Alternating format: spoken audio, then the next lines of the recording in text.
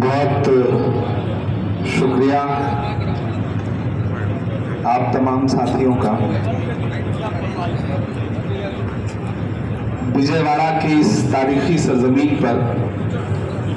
मुझे बेहद खुशी इस बात की हो रही है कि अभी भी मोहब्बत के लिए, प्यार के लिए, एकजुटता के लिए, अमन के लिए इतने सारे लोग अगर तपती गर्मी में भी बैठे हुए हैं तो इंशाल्लाह हिंदुस्तान का मुस्तकबिल बहुत खूबसूरत है।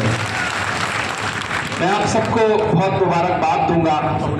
यहाँ विजय राव जी की कोशिश थी, हम सारे लोग हाजिर हुए हैं। श्री लड्डू राव जी, श्री दिवाकर बाबू जी, शेख बाजी जी, जनाब मोईद अहमद साहब, श्रीनिवास राव जी, तुलसी रेड्डी जी, दिल्ली से चल करके जाने माने सामाजिक कार्यकर्ता, वकील जो आपके बीच में आए हैं, प्रशांत भूषण जी, आनंद वर्धन जी, जनाब सैयद अजीज पाशा जी, रामाकृष्णा जी, कोपटी मूर्ति जी, बाबू राव जी, जनाब मस्तान वली साहब हमारे कांग्रेस पार्टी के, नीलम साहनी जी, जनाब उमर आब्दीन साहब, अब्दुल मतीन साहब, डॉक्टर रहमान साहब और हमारे माइनॉरिटी डिपार्टमेंट के स्टेट चेयरमैन दादा गांधी जी, और यहाँ हमारे माइनॉरिटी डिपार्टमेंट के जो एनओवीज हैं, मोहम्मद अरीफ साहब, मीरा हुसैन साहब, डेंस्टन राजा जी, ख्वाजा बिलाल जी, जीनल गाला जी, अहमद इस्लाम साहब और हमारे आईएनसी के साथी राकेश कोटी जी। मैं पहली बार आपके गयारे मोहब्बत में हाजिर हुआ हूं। कोशिश करूंगा कि थोड़ी देर आपसे गुफ्तगू करूं। अभी आंखों की शम्में जल रही हैं, प्यार जिंदा है। अभी आंखों की शम्में जल रही हैं, प्यार जिंदा है। अभी मायूस मत होना, अभी बीमार जिंदा है। अगर इस तपती दोपहरी में तकरीबन 40 डिग्री टेम्परेचर में बिना एसी के हजारों लोग, सैकड़ों लोग किसी शहर में कम्युनल हार्मोनी के नाम पे इकट्ठा हैं, तो समझ लीजिए कि कहीं ना कहीं नफरतों से मुल्क ऊब रहा है।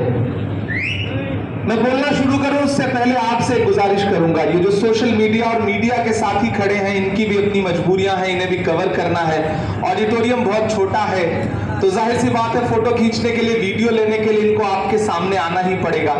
लेकिन ज्यादा देर नहीं रहेंगे, 1-2 मिनट में विजुअल लेंगे और किनारे चले जाएंगे, तो थोड़ा सा आपको भी बर्दाश्त करना पड़ेगा। तो गुजारिश है कि प्लीज आप भी, मुझे पता है टेम्परेचर बहुत ज्यादा है, गर्मी बहुत ज्यादा है, तो गर्मी ज्यादा होती है तो थोड़ा दिमाग पे भी चढ़ी रहती है, तो थोड़ा सा आप सुकून से बैठे रहेंगे तो सारी चीजें आसानी से हल हो जाएंगी। विजय राव जी को बहुत बधाई दूंगा।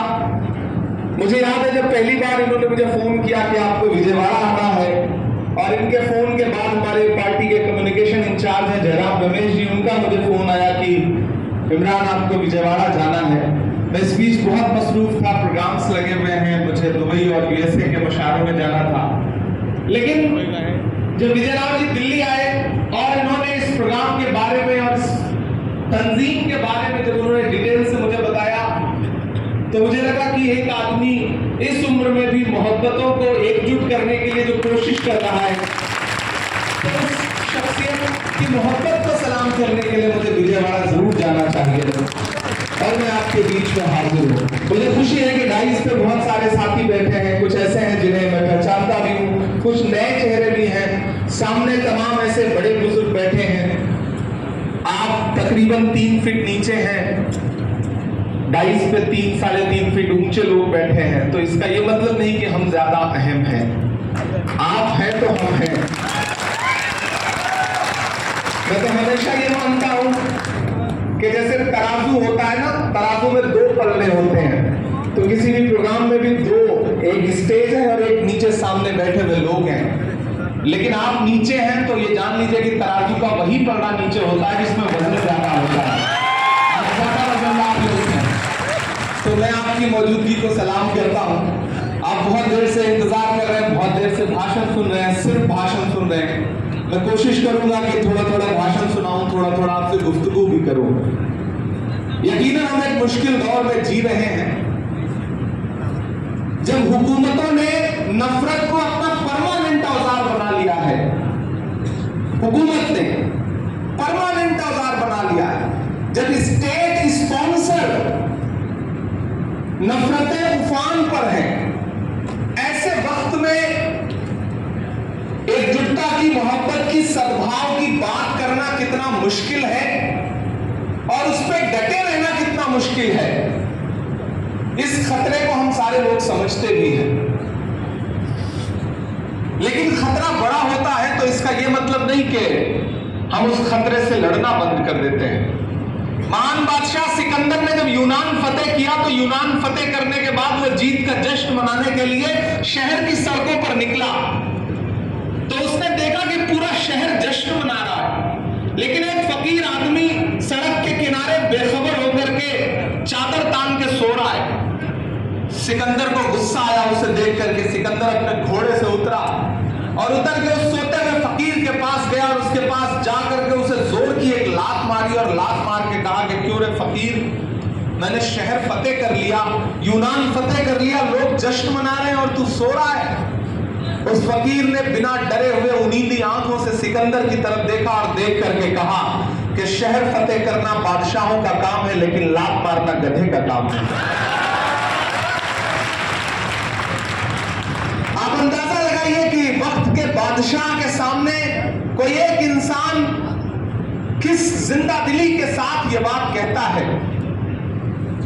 आज भी वही वक्त है।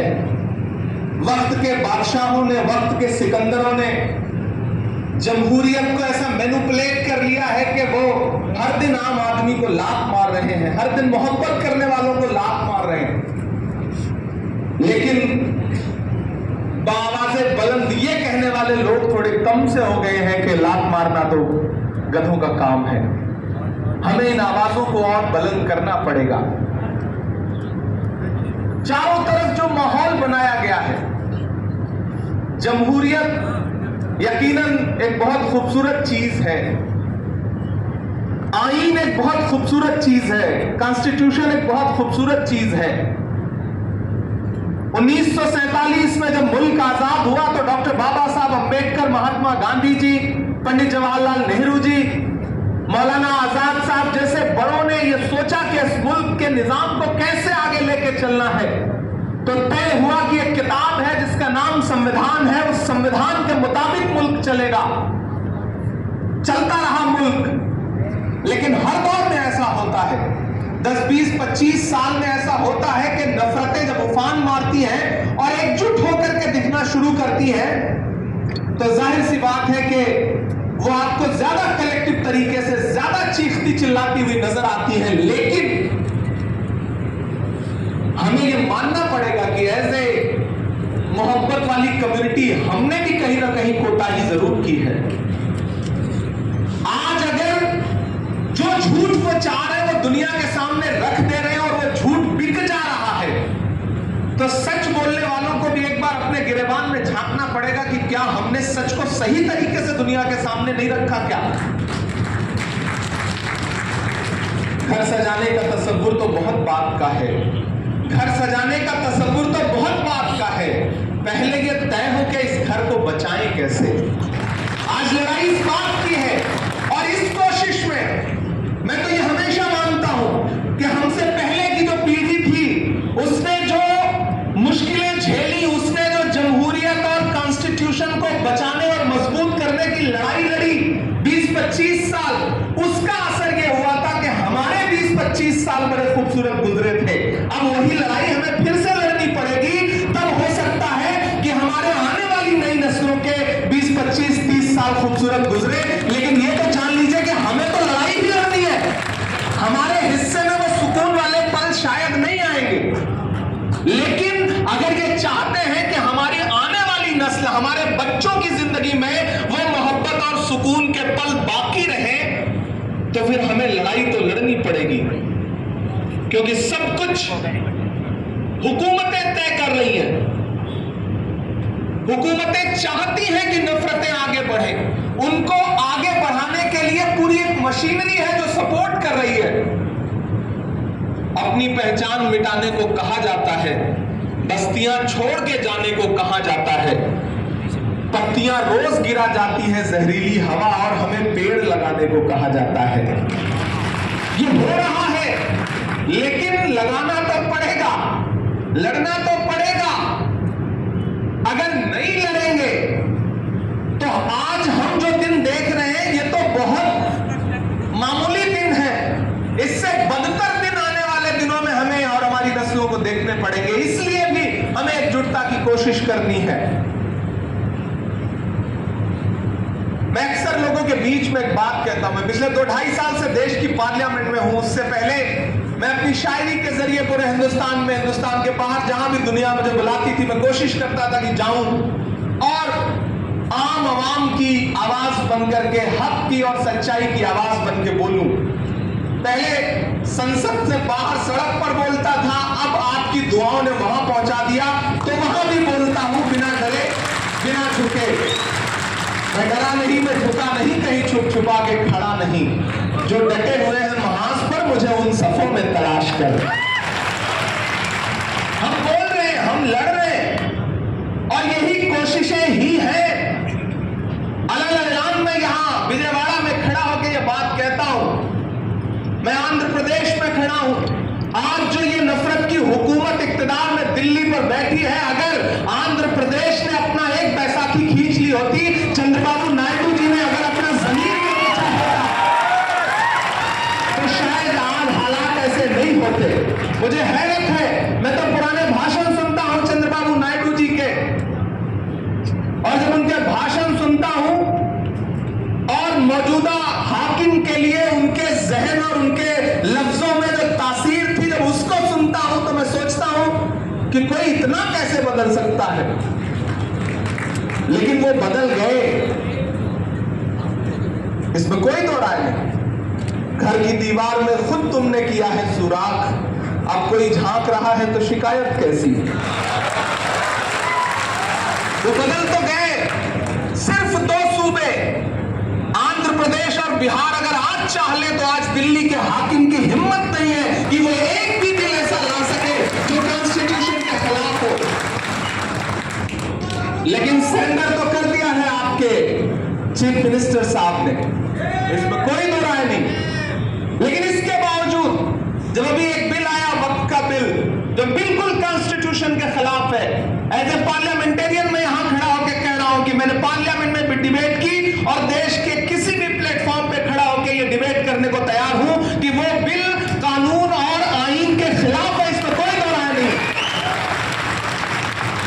प्रशांत भूषण जी बैठे हैं, उसके कानूनी पहलुओं को समझते हैं वो। लेकिन उस दिन भी हमने देखा कि जब यह बिल लोकसभा में आया तो अगर 288 वोट, 288 वोट्स सपोर्ट में पड़े तो इस मुल्क के 232 वोट्स ऐसे भी थे जो उस बिल के अपोज में पड़े। आप मुझे बताइए कि देश की पार्लियामेंट में कितने मुसलमान हैं? बमुश्किल 20, 25, 30, 20 से 30 के बीच का आंकड़ा है। लेकिन 200 से ज्यादा इस मुल्क के हिंदू भाई, दलित भाई, सिख भाई, ईसाई भाई अगर ऐसे कॉन्स्टिट्यूशन के खिलाफ आने वाले बिल के खिलाफ खड़े हैं तो मैं नहीं मानता कि मुल्क में मोहब्बत कमजोर हुई है। मैं बिल्कुल नहीं मानता। मुझे वो दिन भी याद है कि अगले दिन जब देश की राज्यसभा में वो बिल आया तो हम सारे नंबर जब चेक कर रहे थे तो हमें लग रहा था कि हमारे 4-5 एमपीज ऐसे थे, शिबू सोरेन साहब, महुआ मांझी जी, सरफराज साहब, जो बीमार थे, नहीं आ रहे थे। टीएमसी के एक एमपीज थे जो बीमार थे, नहीं आ पा रहे थे। तो हमें लगा था कि हमारा नंबर जो है वो 75 के आसपास रहेगा।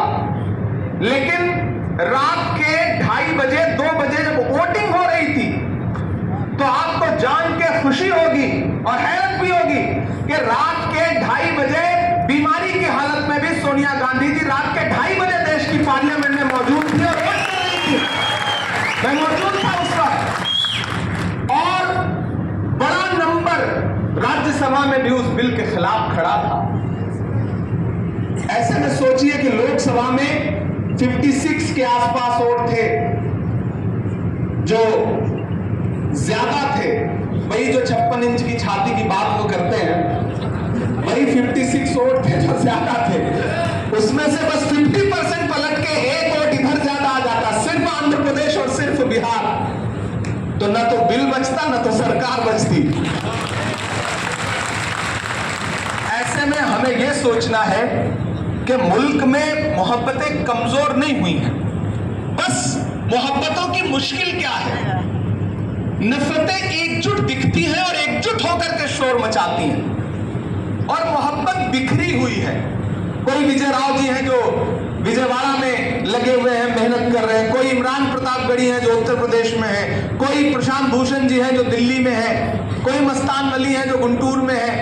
ये जो अलग अलग बिखरे हुए लोग हैं ना, जिस दिन एकजुट होकर के एक प्लेटफॉर्म पे एक जगह खड़े हुए नजर आएंगे, आप यकीन जानिए कि नफरतों को हारना ही पड़ेगा, इसमें कोई दो राय नहीं है।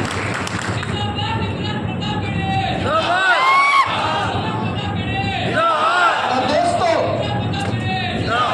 यहां जो मेरे बुजुर्ग बैठे हैं, मैं आपकी मोहब्बतों को सलाम करता हूं और मुखातिब हूं नई नस्लों से, मेरे हमउम्र साथियों से, कि इन्होंने तो अपनी जिंदगियां जी ली हैं और नफरत के खिलाफ लड़ते हुए बड़े फख्र और शान से जिए।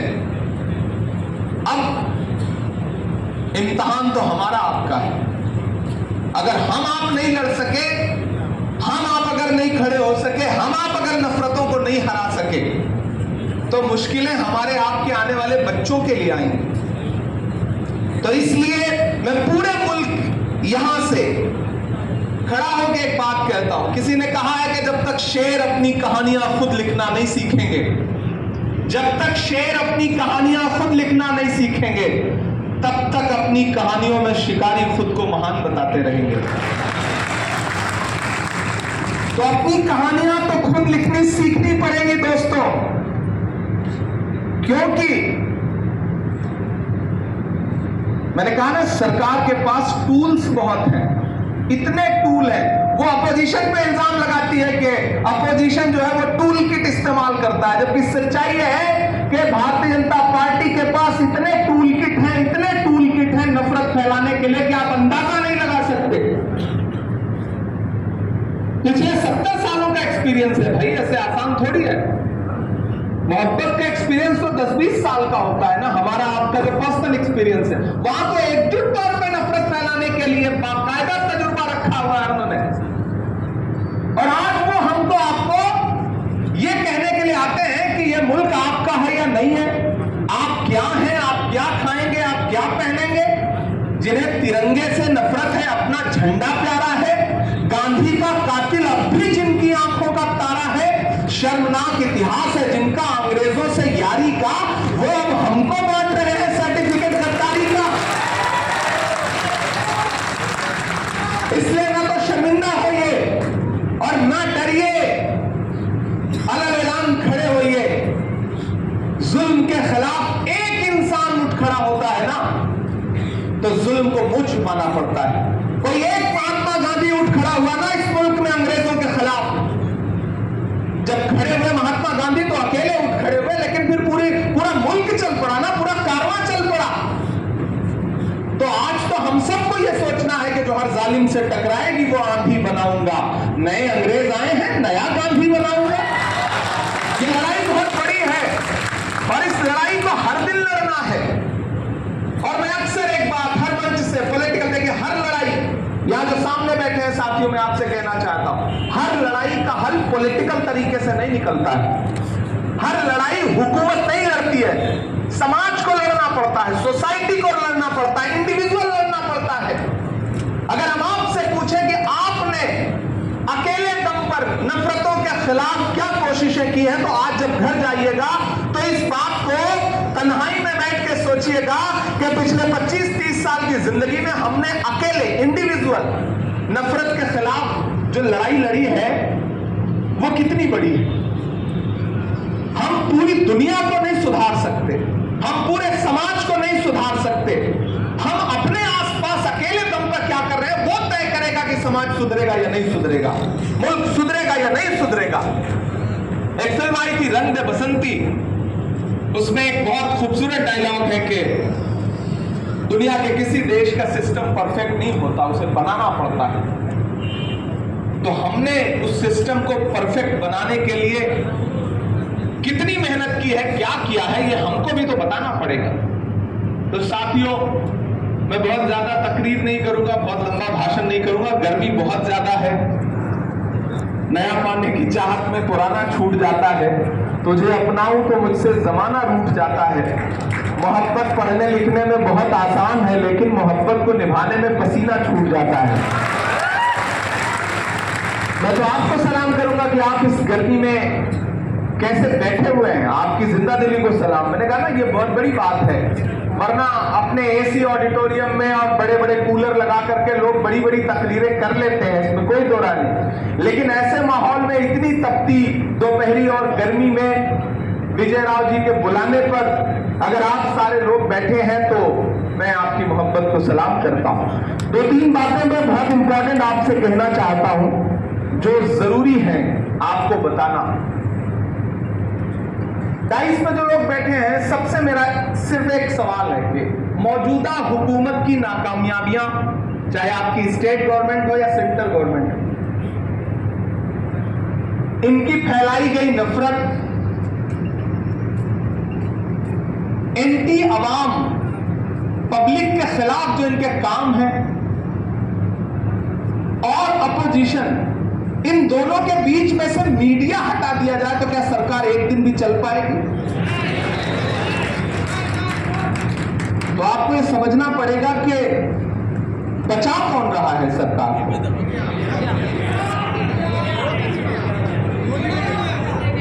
आपको जड़ तक तो जाना पड़ेगा। इधर हम पूछते हैं कि भैया रात के 2:30 बजे 26% टैरिफ लगा, कच्चे तेल की कीमत कम हुई, फिर भी एक्साइज ड्यूटी 2 रुपए बढ़ा दी गई। हम सवाल पूछते हैं कि 50 रुपए एलपीजी पे क्यों बढ़ गया, तो वो कहते हैं कि हम तहव्वुर राना को ला रहे हैं और उस पर डिस्कस करते हैं। जब हम ये उनसे पूछते हैं कि कश्मीर में आज भी लोग मारे जा रहे हैं, उस पर सवाल करते हैं, तो वो कहते हैं कि नहीं, वहां पे कोई सेना है जो प्रोटेस्ट कर रही है और उस पर बात करते हैं। आप जब उनसे सवाल करते हैं कि बहुत हुई महंगाई की मार, अब की बार मोदी सरकार का नारा लगाने वाली सरकार ने आटा, चावल, दूध, दही, पनीर, छाछ, लस्सी और कफन तक पर जीएसटी लगा दी हो, तो मीडिया इस पे सवाल कुछ नहीं क्यों करता? तो फिर मीडिया शाम को आपको प्राइम टाइम में बताता है कि आओ हिंदू मुसलमान पे डिबेट करते हैं। फिर वो उठा करके कोई फुटकर से 2-4 लोग लेके आते हैं, चैनलों पे बिठाते हैं। अच्छा, मीडिया और नेता दोनों मजबूरियां समझिएगा। मैं भी एक इंटरव्यू में था तो उन्होंने हमसे कहा कि महाराष्ट्र के एक एमएलए ने औरंगजेब के बारे में ये बोला, आप क्या कहेंगे? मैंने कहा वो बेचारे, उनको वाक्पटुता नहीं है, चालाकी नहीं है बोलने की। उन्होंने कुछ और बोला, आपने कुछ और दिखाया, भाजपा ने उसको कुछ और बताया। होता क्या है ना, आप घर से, पार्लियामेंट से या ऑफिस से बाहर निकल रहे हैं, सामने मीडिया के 10 कैमरे खड़े हैं, आपको पता नहीं कि सवाल क्या है, लेकिन मीडिया को पता है कि एजेंडा क्या है। वो बिना कुछ बोले सीधे आपके मुंह में माइक घुसेड़ते हैं और कहेंगे कि मस्तान साहब, कनाडा में फलाने ने ये बोला है, आप क्या कहेंगे? अब मस्तान साहब की मजबूरी है कि मस्तान साहब अगर कुछ ना बोले तो मीडिया कहेगी कि देखो सवाल से भाग रहे हैं, और मस्तान साहब ने कुछ बोला तो उसमें से 10 सेकंड कटेगा और फिर वो मीडिया के एजेंडे का हिस्सा बन जाएगा। और खुदा के लिए एक बात आपसे गुजारिश करता हूं, ये जो चैनलों पर 2000-3000 लेकर के अपनी कम्युनिटी के लोग जो दाढ़ी टोपी के साथ डिबेट करने जाते हैं ना, खुदा के लिए उनको कंट्रोल करिए, उनको पकड़िए। अगर वो आपके इर्द गिर्द कहीं रहते हैं तो उनके घर जाइए कि भैया हम तुमको ये 2000 रुपए दे रहे हैं, प्लीज टीवी चैनल पे मत जाओ, ये अपने पास रखो। उनको एजेंडे का हिस्सा बनने मत दो। उनको न तो सब्जेक्ट पता है, ना उनको पॉलिटिक्स पता है, बस उनको टीवी चैनल से फोन आता है, उनको लगता है कि अगले 1 घंटे में टीवी पर रहूंगा। बस इस खुशी में भाई जा करके खुद को भी जलील करवाते हैं, कम्युनिटी को भी जलील करवाते हैं और समाज का भी नुकसान करते हैं। तो मैं आपसे कह रहा था ना कि हुकूमत की नाकामयाबियां और अपोजिशन के बीच में से सिर्फ मीडिया हट जाए तो हुकूमत नहीं बचेगी। इसलिए मीडिया के जो बड़े संस्थान हैं वो तो आपके कब्जे में है नहीं, तो जो अल्टरनेट मीडिया है उसका सही इस्तेमाल कैसे हो सकता है, इसके बारे में बहुत संजीदगी से सोचना पड़ेगा। मैं एक डेटा देख रहा था एक दिन, तो मुझे पता चला कि इस देश में 373.2 मिलियन लोग ऐसे हैं जो फेसबुक यूज करते हैं। 373 मिलियन। इस देश में 391 मिलियन लोग ऐसे हैं जो इंस्टाग्राम यूज करते हैं। इस देश में 492 मिलियन लोग ऐसे हैं जो यूट्यूब यूज करते हैं। लेकिन उससे भी बड़ा चौंकाने वाला आंकड़ा यह है कि इस देश में 535 मिलियन लोग ऐसे हैं जो व्हाट्सएप यूज करते हैं। असली कचरा वहां से जा रहा है, असली आइडियोलॉजी का पूरा चैप्टर वहां से जा रहा है। आप सुबह, मैं किसी का कसूर नहीं देता, ऐसे भोले भाले पढ़े लिखे शरीफ लोग हैं कि बेचारे सुबह वो व्हाट्सएप खोलते हैं और उनके उस पर पूरा एक आर्टिकल आया हुआ रहता है। तो हिटलर ने कहा था ना, एक झूठ तब तक बोलो जब तक सच ना मान लिया जाए। फिर वो बेचारे जब 4-5 बार 6 बार 7 बार उसको पढ़ते हैं तो उनको लगता है कि यार इतना लंबा लंबा लिख के कोई झूठ थोड़ी भेजेगा। फिर उनके दिमाग में ये बात घुसने लगती है। इसलिए सोशल मीडिया का सही इस्तेमाल करना शुरू करिए। आप सारे साथियों से मेरी गुजारिश है कि ये जो प्लेटफॉर्म है ये अल्टरनेट मीडिया से के लिए इतने शानदार प्लेटफॉर्म है कि ये मेन स्ट्रीम मीडिया को भी इन्होंने इसी प्लेटफॉर्म पे आने के लिए मजबूर कर दिया है। आज टीवी चैनल से ज्यादा रीच जो है वो टीवी चैनल के यूट्यूब चैनल और बाकी प्लेटफॉर्म की है। तो हमें उसका इस्तेमाल करने की जरूरत है और इसका सही इस्तेमाल तब हो सकता है जब हम एकजुट होकर के मोहब्बत के लिए कोशिश करेंगे। आपके इलाके में, आपके शहर में कहीं भी नफरतों की कोई कोशिश होते हुए देखिए तो खड़े हो जाइए। एक अकेला आदमी खड़ा हो जाता है और नफरत के खिलाफ बोलता है तो 10 लोग अपने आप पीछे हट जाते हैं और मोहब्बत जीतती है। हम सबको ये कोशिश करनी पड़ेगी।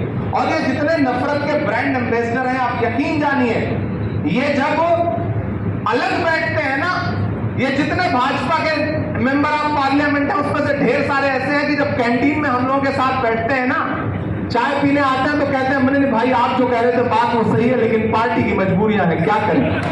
सच बता रहा हूं, मैं उस दिन वक्त बिल के खिलाफ बोल करके जब कैंटीन में गया तो मुझको 50 से ज्यादा भाजपा के मेंबर ऑफ पार्लियामेंट ऐसे मिले होंगे जिन्होंने हमसे कहा कि इमरान साहब हमें तो पता ही नहीं था कि वक्फ बिल का यह मामला है, हमें तो लगता था कि हुकूमत ने सारी जमीनें मुसलमानों को दे दी हैं। मैंने कहा भैया हुकूमत ने हमें जमीनें नहीं दे दी हैं, हमारी जमीनें हैं जिन पर हुकूमत ने कब्जा किया हुआ है। 123 प्रॉपर्टीज जिसको लेकर के देश के होम मिनिस्टर ने लोकसभा में कहा कि अगर ये दिल्ली की 123 प्रॉपर्टीज का अमेंडमेंट 2013 में ना आया होता तो हम आज ये बिल लेकर के नहीं आते। इनको हुकूमत ने, कांग्रेस की हुकूमत ने मुसलमानों को दे दिया। जब उन्होंने लोकसभा में बोला तो मैंने अगले दिन, मुझे बोलना था, मैंने इस पर थोड़ा रिसर्च किया।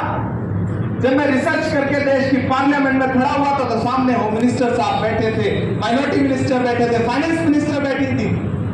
मैंने कहा कल अभी होम मिनिस्टर साहब ने देश की पार्लियामेंट में खड़े होकर झूठ बोला है, मैं उस झूठ को बेनकाब करता हूं। चेयर पर बैठे हुए डिप्टी चेयर साहब ने कहा कि झूठ जो है वो अनपार्लियामेंट्री लैंग्वेज है। मैंने कहा होम मिनिस्टर साहब खड़े होकर बोल सकते हैं लेकिन हम उस लफ्ज को नहीं बोल सकते, अनपार्लियामेंट्री है। तो ठीक है, हम इसको असत्य बोलते हैं कि असत्य बोला है इन्होंने, सच्चाई से परे एक बात बोली है। फिर जब मैंने उसकी हिस्ट्री दुनिया को बताई, मैंने ये कहा कि ये जो 123 प्रॉपर्टीज है दरअसल ये वो प्रॉपर्टीज है कि जब दिल्ली में लुटियन, जहां देश की पार्लियामेंट है, जहां देश के प्राइम मिनिस्टर का हाउस है, जहां देश में लुटियन, जहां सारे एमपीज के बंगलोज हैं, बड़े बड़े ऑफिसर्स के, जजेस के बंगलोज हैं, जब ये 1911 में अंग्रेजों ने यह फैसला किया कि कोलकाता के बजाय दिल्ली को अपनी कैपिटल बनाया जाएगा, राजधानी बनाई जाएगी, तो उन्होंने रायसीना हिल के आसपास जो मुसलमानों की जमीनें थी उनको एक्वायर किया। जब एक्वायर किया तो उस समय वहां पर जो इबादतगाहें मौजूद थी, जिसमें मस्जिदें थी, खानकाहें थी, कब्रिस्तान थे, उनको लेकर के मुसलमानों ने कहा कि ठीक है, आप हमारी जमीन एक्वायर कर रहे हैं, हमारे घर एक्वायर कर रहे हैं, लेकिन आप हमारी इबादतगाहें हमसे नहीं ले सकते। लड़ाई हुई, झगड़ा हुआ, प्रोटेस्ट हुआ, लड़ाई ब्रिटिश गवर्नमेंट तक पहुंची, लंदन तक पहुंची। तो ब्रिटिश गवर्नमेंट ने 1913 में मुसलमान वैलिडेशन वक्फ एक्ट बना करके वो 123 प्रॉपर्टीज उस समय वक्फ की थी, जिनके बारे में आज अमित शाह जी कहते हैं कि ये तो कांग्रेस ने दिया है। उसके बाद आप यकीन जाने कि मुझसे ढेर सारे बीजेपी के एमपीज ने कहा कि भाई आपने तो हमारी आंख खोल दी, हमें तो पता ही नहीं था। हमने कहा फिर भी आप वोट तो उन्हीं को देंगे, इसमें कोई दो राय नहीं, आप दीजिए भी, लेकिन आप ये जान लीजिए कि सच्चाई ये है। तो एक इंसान भी अगर कहीं खड़ा होकर सही प्लेटफॉर्म पे सच्चाई बोलता है, कौन सी बात कहां कैसे कही जाती है, ये सलीका हो तो हर बात सुनी जाती है। तो अगर आपने सही प्लेटफॉर्म पे खड़े होकर के सच बोला तो आप यकीन जाने उसका असर दूर तक जाएगा, इसमें कोई दो राय नहीं। मोहब्बत की कोई भी कोशिश कभी नाकाम नहीं होती है, वो कहीं ना कहीं दर्द जरूर होती है। आज विजय राव जी और उनकी पूरी टीम जो कोशिश कर रही है, हमें तो ऐसे ही लगता है कि वहां ठीक है, एक सेमिनार है, नेता आ गए, भीड़ इकट्ठी हो गई, लोगों ने भाषण सुन लिए, तालियां बजा दी। नहीं, देखे ना कि नक्कार खाने में तूती की आवाज। तो आज के दौर में अगर कोई एक इंसान मोहब्बत के लिए कोशिश कर रहा है, तो हम अगर कुछ नहीं कर सकते तो उसके समर्थन में, उसकी हिमायत में, उसकी एकजुटता में खड़े हो सकते हैं, ताली बजा सकते हैं, उसकी तारीफ कर सकते हैं, उसको हौसला दे सकते हैं। मैं विजयवाड़ा आज ना आता, मेरे पास 50 बहाने थे, मैं कह सकता था कि मैं यहां मसरूफ हूं, वहां मसरूफ हूं। मैं मसरूफ था भी, मुझे झूठ नहीं बोलना था, मुझे सच बताना था। लेकिन जब विजय राव जी आए तो मुझे लगा कि एक इंसान जिसकी उम्र इतनी है, वो कितनी मोहब्बत के साथ चाहता है कि कम्युनल हार्मोनी पे बात हो, एकजुटता पे बात हो। मैंने कहा विजय राव जी आप चलिए, आप करिए प्रोग्राम, कुछ नहीं, मैं सीधे हाजिर होता हूं। मैं एयरपोर्ट पे उतरा, न तो चेंज करने गया, न मौका भी नहीं था, मैं सीधे आपके बीच में हाजिर हुआ। मुझे लगा कि आप सारे लोग पसीने में बैठे होंगे परेशान होकर के।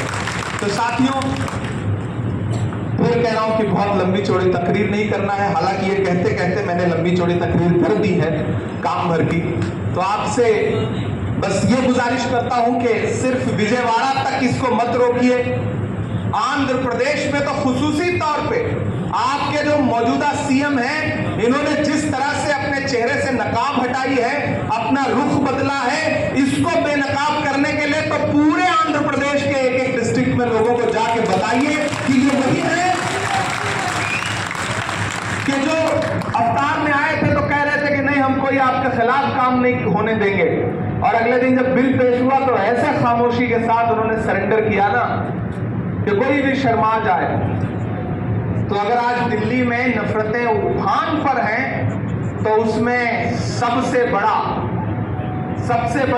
मैंने कहा ना, 2 स्टेट। किसी बड़े बुजुर्ग ने कहा है कि जब जंगल में आग लगती है तो न वो बरगद बचते हैं, बरगद एक बहुत बड़ा दरख्त होता है, जब जंगल में आग लगती है तो न वो बरगद बचते हैं जो हवा को आंधी में तब्दील करते हैं, और न वो बांस बचते हैं जो आपसी रगड़ से चिंगारी पैदा करते हैं। तो ये जो बरगद है, इन बरगदों ने हवा को आंधी में तब्दील किया है, ये गुनहगार है। आने वाली नस्लें इनसे जरूर सवाल पूछेंगे, इसमें कोई दो राय नहीं। तो साथियों, आप सबको एक बार फिर से बहुत मुबारकबाद देता हूं, और यूनाइटेड फॉर हार्मोनी इस प्रोग्राम के लिए आप साथियों को एक बार फिर से विजय राव जी और उनकी पूरी टीम को और प्रशांत भूषण जी को सबको बधाई। बट्टे राव जी जिस तरह से इस उम्र में भी जो मोहब्बत के लिए उनका जज्बा है, बैठे हैं, निजामत कर रहे हैं, लंबा सा सफर तय करके आए, मुझे लगता है विजय राव जी के लिए और बट्टे राव जी के लिए एक बार जोरदार ताली आपकी बजनी चाहिए। इन दो बड़ों की कोशिशें यकीनन बहुत बड़ी हैं। अच्छा, ये भी करना पड़ेगा, मुझे लग रहा था भाषण से काम चल जाएगा। अच्छा, वो भी सुनाना पड़ेगा। मुझे लग रहा है आज ही सारा हिसाब किताब आप लोग कर लेंगे। बहुत सारी नज़्मों के लिए साथियों ने हुक्म दिया है और मैं खुद फैसला नहीं कर पा रहा हूं कि मैं क्या सुनाऊं। मैं बस एक छोटी सी नज़्म सुना करके आपसे विदा ले लेता हूं।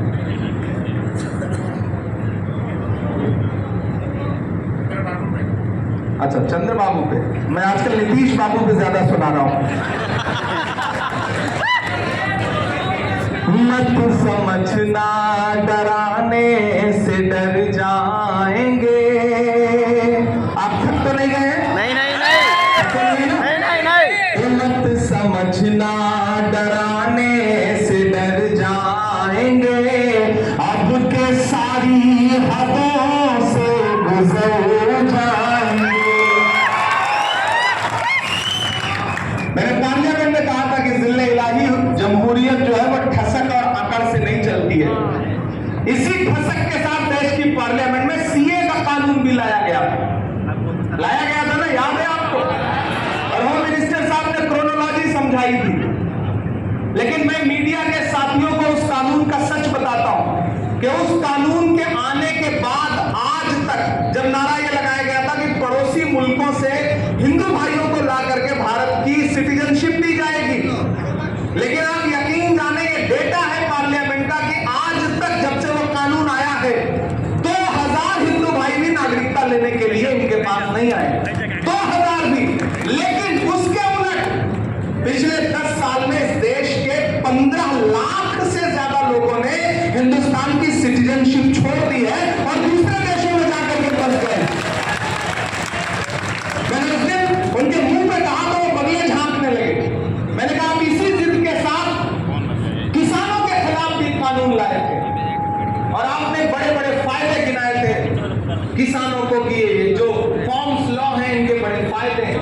जैसे आज वक़्फ़ के कानूनों के बड़े फायदे गिना रही है भाजपा। मतलब ये कह रही है कि हम मुस्लिम बहनों के इंसाफ की बात कर रहे हैं, मुस्लिम बहनों को उनका हक देंगे। मैंने कहा बिल्किस बानो के बलात्कारियों की रिहाई पर उन्हें माला पहनाने वाले मुस्लिम बहनों के हक और इंसाफ की बात कर रहे हैं। उन्होंने कहा गरीब मुसलमानों को इसमें हक देंगे।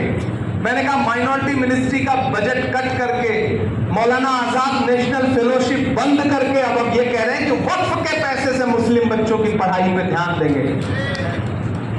उन्होंने कहा हम गरीब मुसलमानों का भला करना चाहते हैं। हमने कहा तबरेज अंसारी से लेकर पहलू खान से लेकर के अखलाक से लेकर के कई सारे लोगों को मॉब लिंचिंग में मारने वाले लोगों की हिमायत करने वाली पार्टी के लोग ये कह रहे हैं कि हम वक़्फ़ बिल से मुसलमानों की हिमायत की बात करेंगे। तो मेरे भाई, इससे मैं आपसे ये कह रहा हूं कि ऐलान ये कहिए कि मत समझना डराने से डर जाएंगे, अब के सारी हदों से गुजर जाएंगे। मौत के नाम का खौफ देता है क्यों, मौत के नाम का खौफ देता है क्यों, मौत जिस रोज आएगी मर जाएंगे। कि हमने ज़मज़म दिया, आबे गंगा दिया। विजय राव जी के बुलाने पे इमरान यहाँ खड़ा है और हम सब मिलकर मोहब्बत की बात कर रहे हैं। शफी भाई के बुलाने पे प्रशांत भूषण जी अगर बैठे हैं और वो मोहब्बत की बात कर रहे हैं मोहित हसन साहब के साथ, तो यही तो वह हिंदुस्तान है जिससे डरती है भाजपा, जिन तस्वीरों को देखना नहीं चाहते हैं नफरत वाले लोग। कि हमने ज़मज़म दिया, आब गंगा दिया, तुमने भारत को दंगा ही दंगा दिया। और अगली जो तो लाइन है ना, उस पर तैयार रहिएगा, आपका एक एक हाथ उठना चाहिए कि हमने ज़मज़म दिया, आब गंगा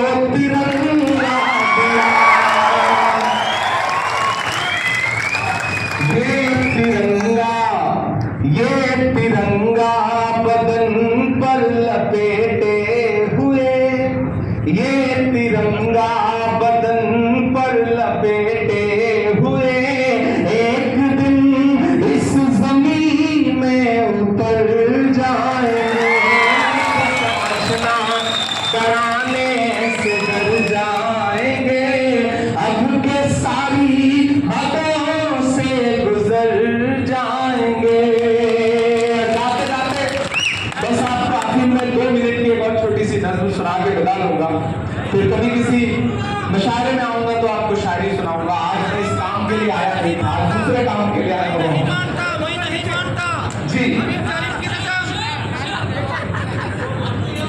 जी जी जी मैं सारे सुना देता हूँ। अभी तो पीछे से मुझे दादा ने याद दिलाया, मैं पिछले दिनों गुजरात गया, जामनगर गया, और मैं जामनगर तब गया जब देश की पार्लियामेंट में एक दिन होम मिनिस्टर साहब रिप्लाई करते करते डॉक्टर बाबा साहब अम्बेडकर के बारे में अपमानजनक बात कर गए।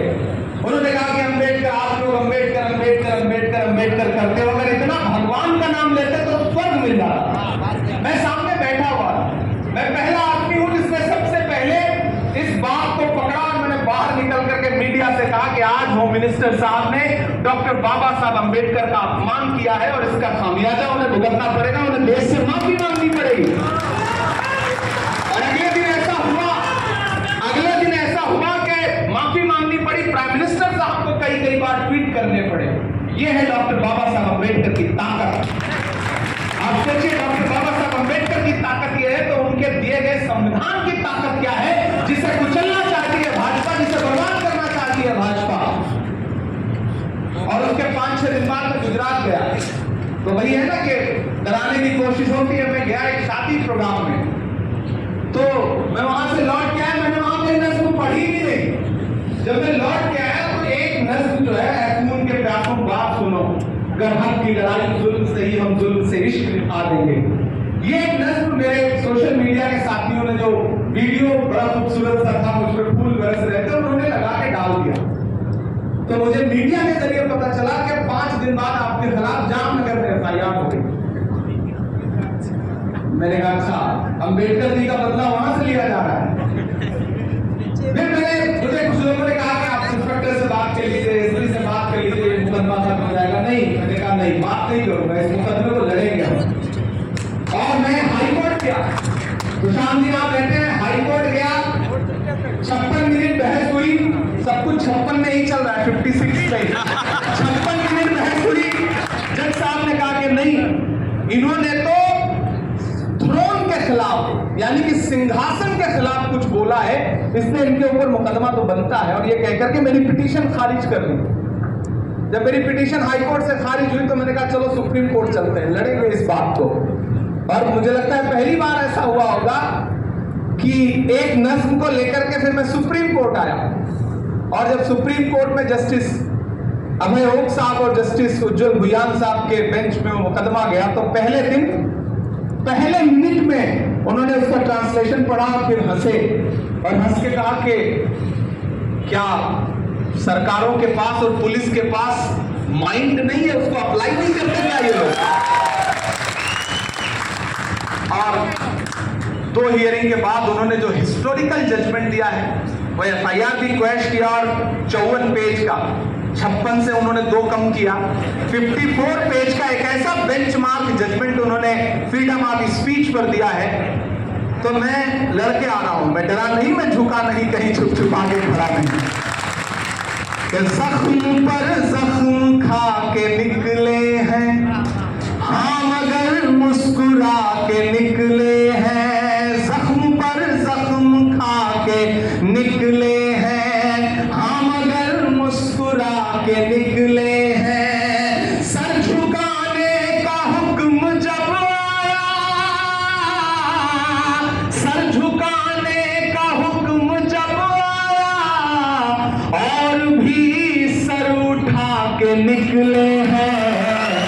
नारे हक लगा के निकले हैं, नारे हक लगा के निकले हैं। और विजयवाड़ा वालों, हर सितम का जवाब आएगा, देखना इंकलाब आएगा। जिन्हें लगता है कि 10 साल 15 साल 20 साल की हुकूमत में वो सब बदल देंगे, अपनी मर्जी का हिस्ट्री, अपनी मर्जी का इतिहास जो है वो देश के सामने रख देंगे, चंद सड़कों के शहरों के नाम बदलने से वो सारा निजाम बदल देंगे। दरअसल उन्हें पता ही नहीं है कि आप 10 20 25 साल के तारीख और हिस्ट्री की जो बात कर रहे हैं, ये हिस्ट्री बड़ी जालिम होती है, तारीख बहुत जालिम है। 50 साल और 100 साल 200 साल हुकूमत करने वाले लोग एक पन्ने में पलट जाते हैं और अगली हुकूमत आ जाती है। कि हिस्ट्री बहुत जालिम है, उन्हें ये बात समझनी पड़ेगी। और इससे मैं अलग ऐलान ये कहता हूं, मेरा यकीन है ये कि हर सितम का जवाब आएगा, देखना इनकलाब आएगा। अच्छे दिन का किए थे जो वादा, उनका दिन भी खराब आएगा, उनका दिन भी खराब आएगा। छूट के हाकिमों के चेहरे पर आईना हम दिखा के निकले हैं, नारे हक लगा के निकले हैं, और भी सर उठा के निकले हैं। और जाते जाते बस आपसे आखिर में इतना कह रहा हूं साथियों कि एक बार जंगल में आग लगी थी। जंगल के सारे जानवर परिंदे अपना घर छोड़ के भाग रहे थे, आशियाना छोड़ के भाग रहे थे। एक नन्ही सी गौरैया, बहुत छोटा सा परिंदा होता है ना, देखा है आपने, बहुत छोटा सा, गौरैया बोलते हैं उसको हमारी तरफ, आपकी तरफ कुछ और बोलते होंगे। वो नन्ही सी गौरैया अपने जलते हुए घोंसले को देख रही थी, और पड़ोस में जो एक दूसरा दरख्त था उस पर बैठ करके उसकी आंख में आंसू थे। एकाएक उसके अंदर हिम्मत आई, उसको लगा कि ये दहकती हुई आग मेरा आशियाना जला दे रही, पूरे जंगल को जला दे रही। तो पड़ोस में एक और जंगल था जहां पर एक तालाब था, उसमें पानी था। वो उड़ती हुई उस तालाब के ऊपर गई और अपनी चोंच, नन्ही सी चोंच में जो 2 बूंद पानी भर सकती थी ना, वो भर करके उस दहकती हुई आग के ऊपर उड़ करके आई और अपनी चोंच का 2 बूंद पानी छोड़ दिया। फिर पलट के गई, फिर चोंच का 2 बूंद पानी लेकर आई, फिर गई, फिर लेके आई। ये करते करते जब वो बहुत थक गई ना, तो वो सामने जो पेड़ था उस पर बैठ के थोड़ा सा सुकून की सांस लेने लगी। तो वहां बैठे हुए अजगर ने उससे कहा, क्यों नहीं गौरैया, तुझे क्या लगता है तेरे 2 बूंद पानी से जंगल की इतनी बड़ी आग बुझ जाएगी? तो गौरैया के जवाब को विजयराव जी का जवाब समझना, प्रशांत भूषण जी का जवाब समझना, इमरान का जवाब समझना, मस्तान अली का जवाब समझना, दादा गांधी जी का जवाब समझना। गौरैया ने अजगर से कहा कि मुझे यह पता है कि मेरे 2 बूंद पानी से शायद जंगल की इतनी बड़ी आग का कुछ ना बिगड़े, लेकिन उससे भी बड़ी बात मुझे यह पता है कि आने वाले दिनों में जब जंगल का इतिहास लिखा जाएगा तो मेरा नाम आग लगाने वालों में नहीं बल्कि आग बुझाने वालों में लिखा जाएगा। हम सब वो कोशिश कर रहे हैं। तो मेरी हिम्मत को सराहो, मेरे हमराह चलो, मैंने एक शम्मा जलाई है अंधेरों के खिलाफ। बहुत शुक्रिया आप सारे लोगों की मोहब्बतों का। फिर आपसे कभी मुलाकात होगा।